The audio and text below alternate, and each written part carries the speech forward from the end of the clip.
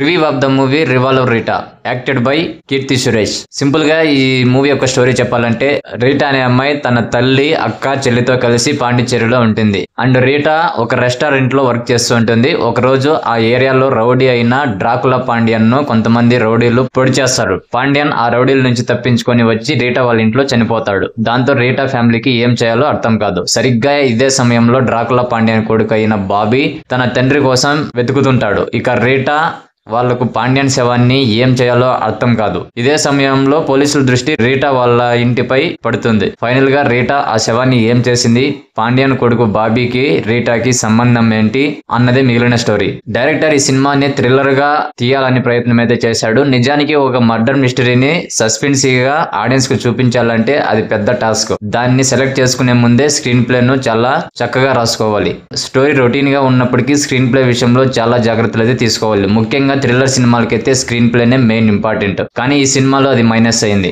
ఎక్కడా కూడా interesting elements ఉన్న సీన్స్ అయితే లేవు. నిజానికి ఇలాంటి సినిమాల్లో సస్పెన్స్ తో ఆడియన్స్ ని ఇంప్రెస్ చేసినప్పుడు వాడు 1-2 సార్లు ఆ సినిమాని చూడడానికి ఇష్టపడతాడు. రివాల్వర్ రీటా క్యారెక్టర్ ను కూడా బాగా డిజైన్ చేసినప్పటికీ ఎవరో చేసిన మర్డర్కు వాళ్ళ కుటుంబం సఫర్ అయ్యే విధానంలో రీటా ఏం చేసింది అనేది క్లియర్ కట్ గా అనేది చూపించలేదు. నిజానికి తన క్యారెక్టరైజేషన్ లో వేరియేషన్స్ ను చూపిస్తూ తన ఫ్యామిలీకి తను ఎలా అండగా నిలబడింది, ఆ ప్రాబ్లం నుంచి తన ఫ్యామిలీని ఎలా సేవ్ చేసుకుంది అనేది చాలా బలంగా అయితే చూపించాలి. అలాంటప్పుడే క్యారెక్టర్ యొక్క పొటెన్షియాలిటీ బయటపడుతుంది. అండ్ మిగతా వాళ్ళు చేయలేని సిచ్యువేషన్ ని ఆమె ఫేస్ చేస్తుంది. కాబట్టి ఆమె కరేజ్ ను కూడా ఆడియన్స్ కు బాగా కనెక్ట్ అవుతుంది. ఇక ఈ సినిమాలో మాత్రం రీటా క్యారెక్టర్ కి ఉండే ఇంపార్టెన్స్ లేకపోగా పక్కనున్న వాళ్ళు ఎలా రియాక్ట్ అవుతారో తను కూడా సేమ్ అలాగే రియాక్ట్ అవుతుంది. దానివల్ల ఆ క్యారెక్టర్ యొక్క వాల్యూ అయితే పడిపోయింది.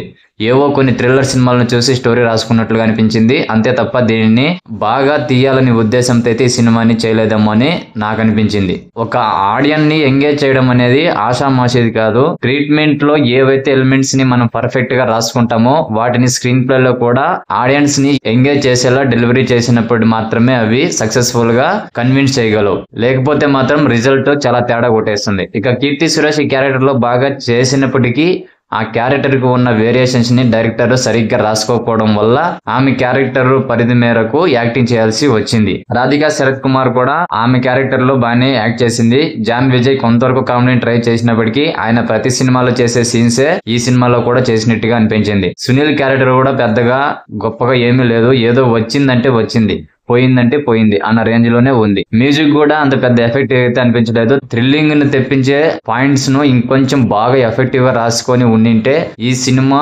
ఎమోషనల్ గా బాగుండేది. విజువల్స్ కొంతవరకు పర్లేదు, అయినప్పటికీ కొన్ని డల్ సీన్లలో లైటింగ్ బాగా బ్రైట్ గా పెట్టడం వల్ల అది సాడ్ సీనా లేకపోతే హ్యాపీ సీనా అనే వేరియేషన్ లైటింగ్ సరిగా చూపించలేకపోయారు. Production values okay, just okay అనిపించాయి. మొత్తంగా సినిమాలో ప్లస్ పాయింట్స్ ఏవైనా ఉన్నాయంటే ఫస్ట్ 15 minutes ఫస్ట్ హాఫ్ లో వచ్చే కొన్ని కామెడీ సీన్స్. ఇంకా మైనస్లు చెప్పాలంటే స్క్రీన్ ప్లే అనేది మెయిన్ మైనస్, మ్యూజిక్ అండ్ ట్విస్టులు కూడా లేకపోవడం. అండ్ ఓవరాల్ గా ఫైనల్ గా చెప్పాలంటే ఈ రివాల్వర్ రీటా అనేది థ్రిల్లర్ సినిమా అన్నారు కానీ అసలు థ్రిల్లింగ్ అనిపించే సీన్ ఒక్కటి కూడా లేదు. టైం పాస్ కోసం చూస్తాము అంటే ఒకసారి చూడొచ్చు. మూవీ అప్డేట్స్ మరియు రివ్యూస్ కోసం మన ఛానల్ ని తప్పకుండా సబ్స్క్రైబ్ చేసుకోండి.